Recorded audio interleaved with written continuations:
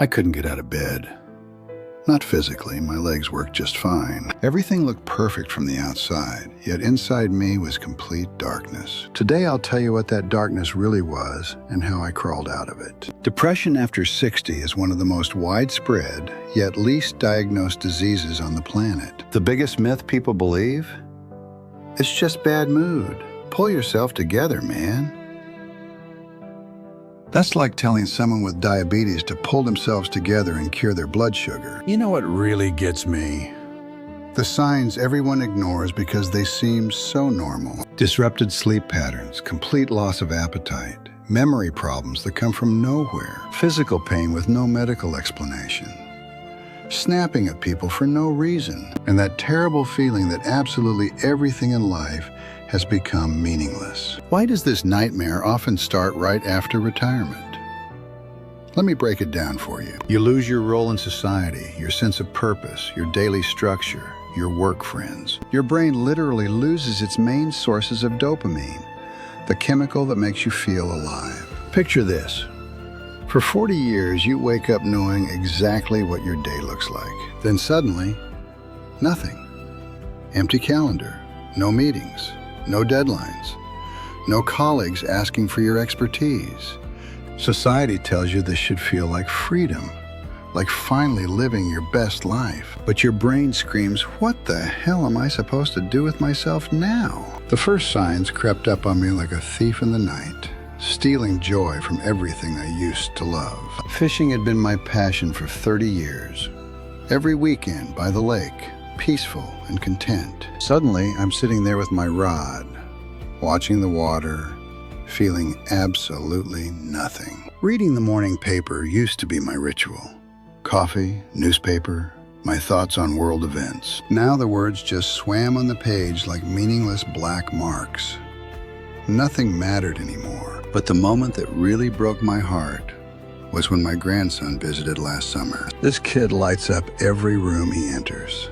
Laughing, running around, telling stories about school. I'm watching him play and I feel nothing. Like I'm looking at a stranger's home movie. My wife kept saying, "You've changed, honey. Something's different about you lately." And what did I do? Got angry, defensive. Everything's fine. Just leave me alone. Classic male response, right? Instead of admitting something was wrong, I built walls higher. For an entire month, I barely left my bed except for absolute necessities. Ate maybe once a day. Slept 12 hours, but woke up more exhausted than before. My wife would bring food to the bedroom. I'd pretend to eat it, then throw it away later. The scary part wasn't feeling sad. It was feeling absolutely nothing at all. Imagine your favorite song playing, but you're wearing headphones with no sound. Life was happening around me, but I couldn't hear it, couldn't feel it, couldn't connect to it. That terrifying moment when I realized this wasn't just tiredness or getting older. My grandson had brought his new toy robot. It danced, played music, flashed colorful lights. He's jumping up and down with pure joy, looking at me, expecting to share that happiness. I looked at this beautiful, innocent excitement and felt like I was watching through bulletproof glass. That's when real fear hit me. This wasn't about being tired or stressed or adjusting to retirement. Something fundamental was broken inside my brain, and I had no idea how to fix it. The hardest part about depression at my age? Everyone expects you to be grateful and content. Society paints this picture of golden years filled with wisdom, peace, and satisfaction with life well lived. But what happens when your golden years feel more like being buried alive? You can't complain because you look ungrateful. You have health, family, financial security. So you smile at family gatherings, nod when people say how lucky you are to be retired. Inside you're screaming, "But I'm dying in here." And nobody can hear you. The isolation becomes worse than the depression itself because you feel like a fraud. The psychiatrist's office felt cold that Tuesday morning. Sterile white walls staring back at me like judges. I'd never been to one before. Hell, I didn't even know the difference between a psychiatrist and a psychologist. But there I was, 65 years old, finally admitting I needed help from someone whose job was fixing broken minds. Dr. Mitchell was younger than my daughter. But when she looked at me, I didn't see judgment, I saw understanding. She asked questions nobody had ever asked. Not about my achievements or my family, but about the darkness inside. "How long have you felt this emptiness?" she asked, and for the first time someone called it what it was. Not laziness, not old age blues, not midlife crisis. Emptiness, clinical depression, a real medical condition with a real name. She explained how my brain chemistry had shifted, how retirement triggered a cascade of neurological changes I couldn't control. "Your brain stopped producing enough serotonin and dopamine, the chemicals that make life feel worth living," she said. It wasn't my fault, wasn't weakness, wasn't something I could just power through with willpower and morning coffee. But slowly, like dawn breaking after the longest night, the fog began to lift just enough to see my hand. The pills didn't make me happy, they just stopped me from drowning, gave me enough energy to start swimming again. Step 3 was the hardest, moving my body when my soul felt dead. Walking when staying in bed seemed reasonable. Every morning at 7, rain or shine, I forced myself outside for 20 minutes. Not because I wanted to, because Dr. Mitchell explained that movement literally grows new brain cells, creates new neural pathways, rebuilds what depression destroys. The first week, I walked like a zombie. No awareness, no interest, just mechanical steps on concrete sidewalks. Week 2, I noticed a dog barking. Not because I cared, but because sound penetrated the cotton in my ears. Week 3 brought the breakthrough.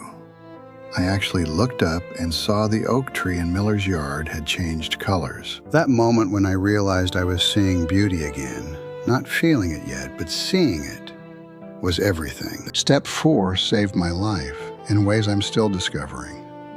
Finding one person who could handle my complete honesty. My neighbor Frank had lost his wife 2 years earlier. Knew something about darkness that can't be explained to happy people. Every Thursday at 10, we'd sit on his porch, drink terrible coffee, and tell each other the truth. Not advice, not solutions, not cheerful bullshit about counting blessings, just honest talk about how hard life gets. Frank never tried to fix me, never told me to cheer up, never compared my problems to others who had it worse. He just witnessed my pain without trying to make it go away. And somehow, that made it more bearable. Month by month, season by season, the world slowly regained its color. Not the artificial brightness of forced optimism, real color, earned through the hardest work I'd ever done, rebuilding my brain from the inside out. The turning point came 8 months later when my grandson Jake visited and told me a joke. For the first time in over a year, I laughed. Not politely, not to make others comfortable, but because something struck me as genuinely funny. That laugh told me I was coming back to life, that the person I used to be wasn't gone forever. Recovery wasn't linear. Some days the darkness crept back. Some weeks felt like starting over completely. But I learned to recognize the warning signs, learned to reach out before I disappeared completely into that hole. 3 years later, I'm not the same person who couldn't get out of bed. I'm someone who survived his own mind. I volunteer at the community center now, lead a support group for men over 60 dealing with depression. Every week, I tell them what Frank told me and what I'm telling you now. This isn't weakness. This is illness. You wouldn't tell a diabetic to just try harder to make insulin. Wouldn't shame someone for needing glasses to see clearly. Depression is no different. It's a medical condition that requires medical treatment, not moral judgment or willpower. To the men watching this, we were taught that real men don't cry, don't ask for help, don't admit weakness. That programming is killing us at twice the rate it kills women. Literally, statistically, we die from our silence. Your strength isn't measured by how much pain you can endure alone, but by your courage to reach out when drowning. If you're in that dark place right now, listening to this and recognizing yourself in my story, please hear this. You are not broken beyond repair. You are not too old to change. You are not a burden to the people who love you. You are sick. And sick people get better when they get the right treatment from the right people at the right time. Start with 3 words. The hardest 3 words you'll ever say, but the most important ones for saving your life. I need help. Say them to your spouse, your doctor, your friend, your child, your neighbor, anyone who will listen. Those 3 words open the door to everything good that followed in my life. They can do the same for yours. The person you are right now, in pain, struggling to find reasons to keep going, that person has value and deserves rescue. You deserve to laugh again, to feel connected again, to wake up curious about what the day might bring instead of dreading it. Recovery is possible. Treatment works. And you are worth the effort it takes to climb out of this hole. I'm living proof that 65 isn't too late to start over. The darkness doesn't have to be permanent. That help works when you accept it.